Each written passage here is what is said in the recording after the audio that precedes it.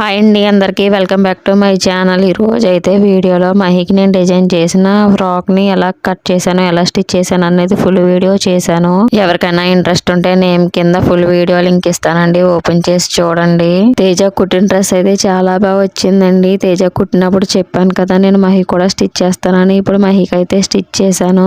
మా మహి తేజ ఇద్దరికి దసరాకి అయితే డ్రెస్సెస్ స్టిచ్ చేసేసాను. హ్యాపీగా ఉంది. వాళ్ళకి పండుగ రోజు కొత్త డ్రెస్సులు వేయొచ్చు అని. పిల్లలకి స్టిచ్చింగ్ చేసినప్పుడు వాళ్ళకి కంఫర్టబుల్ గా ఉండే విధంగా చూసుకోవడం చాలా ఇంపార్టెంట్ థింగ్ అండి. నేనైతే అది చాలా బాగా పాటిస్తాను.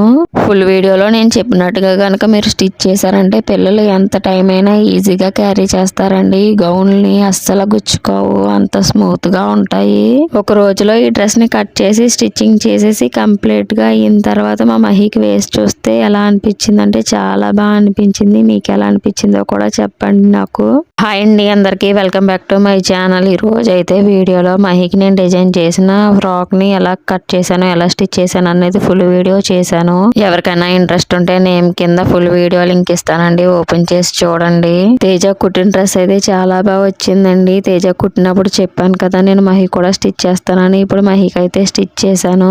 మా మహి తేజ ఇద్దరికి దసరాకి అయితే డ్రెస్సెస్ స్టిచ్ చేసేసాను. హ్యాపీగా ఉంది. వాళ్ళకి పండుగ రోజు కొత్త డ్రెస్సులు వేయొచ్చు అని. పిల్లలకి స్టిచ్చింగ్ చేసినప్పుడు వాళ్ళకి కంఫర్టబుల్ గా ఉండే విధంగా చూసుకోవడం చాలా ఇంపార్టెంట్ థింగ్ అండి. నేనైతే అది చాలా బాగా పాటిస్తాను.